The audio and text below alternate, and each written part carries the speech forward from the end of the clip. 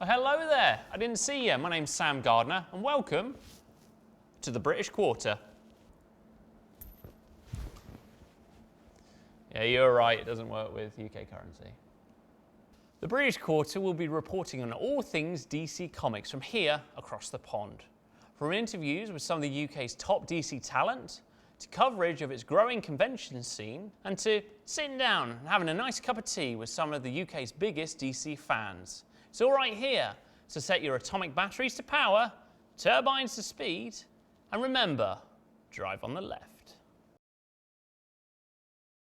With comic books expanding into other medium, a lot of comic book writers are now looking to television, to film, and to writing for video games. Is it something that you would be interested in doing? Is there a particular property that you would really like to kind of write the cinematic version of as far as kind of a DC property is concerned? Yeah, I think the majority of comic writers and artists would be interested in that because I think we're all film fans as well. It's not mutually exclusive. But yeah, I mean, absolutely, I'd love to do that. I don't know, I'd like to have a go at Adam Strange. Adam Strange I think would just make a killer movie. So, I think a lot of sort of comic writers have got screenplays hidden away on their hard drive. When you took on the challenge of writing, were there other inspirations from previous work on Martian Manhunter? Well, partly. I mean, my main memory of John Johns was the Justice League International series from the 80s, which written by Keith Giffen and J.M. DeMatteis, and that's one of my favourite comic runs of all time. And he was a great character in that.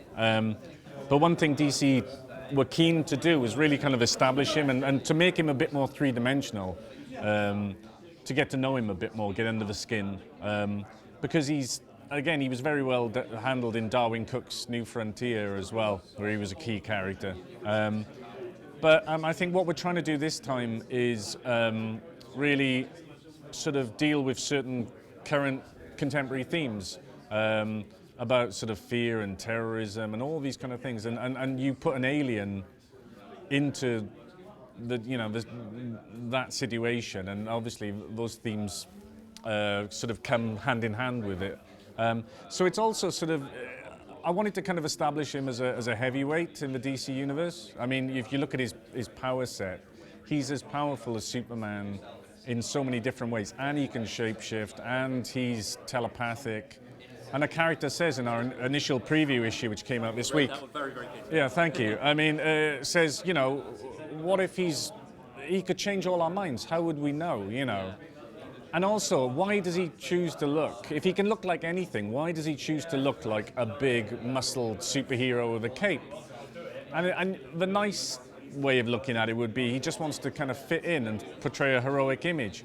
But then you kind of think, well, why is he trying to look like something he's not? And then he says in issue 2, he says, because I don't want to scare people. And there's the idea of hidden depths in him, and the fact that he wants to be something heroic, but perhaps his background is something else entirely. And suddenly that creates a conflict with him and sends him on a journey where we're going to see this is who he was meant to be, which is not necessarily a good thing. And this is who he wants to be, and I guess we've all got that battle inside us. We could go one way or the other way, and he's no different. But the consequences, if the Martian Manhunter goes to a bad place, you're going to see a bit of that as the series progresses.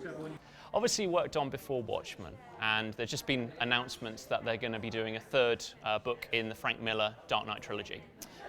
Would you be interested in getting involved in an after Watchmen or a Watchmen 2? And if so, where do you think the book could go from the original? I personally think it would be a mistake to do an after Watchmen. I think what Dave and Alan did had created a defined and completely contained story. I mean, obviously the characters go on and have different lives. The reason the Watchmen has achieved such a pinnacle of excellence is because it's been left to be, perfect within its own collected edition graphic novel, and that's it. That's what you pick up. That's what you get. DC Comics last week announced their DCU campaign, which is very much this idea of having a very much more loose continuity that's sort of loose from genre and demographic, and trying really to have something that appeals to everyone. Are there any characters that you may have done where you had those ties to continuity that now that the gloves are off almost, you'd be interested in going back to? And if so, what would you be interested in adding to the mix?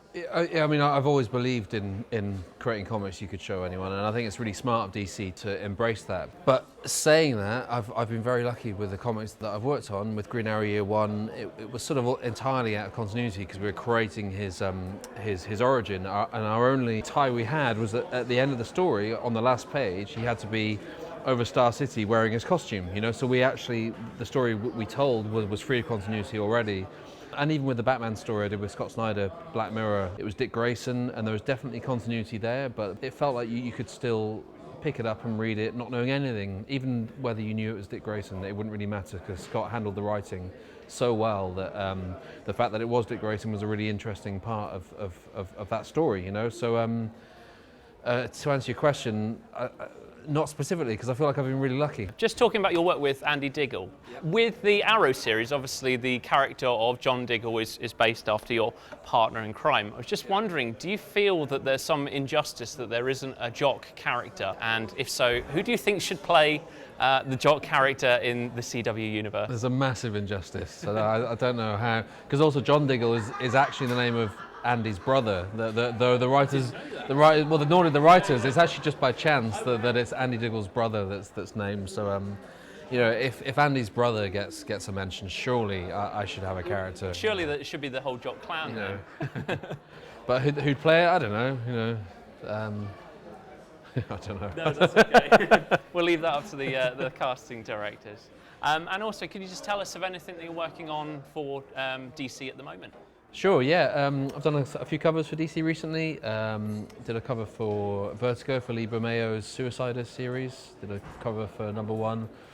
My current comics work is mainly with Scott Snyder with an Image comics title called Witches, but I'll be doing another issue of Batman with Scott, which I'm really excited about. Mark Doyle, the editor, I knew from working on Scalped back in the day, and he's really excited about reuniting the Black Mirror team, so I'm looking forward to that issue with Scott. Yeah. Fantastic. Thank you ever so much. Oh, you're welcome. That's all we have time for today. But don't forget to subscribe and follow the mothership at #DCAllAccess. I'm going to go look for my 5p now.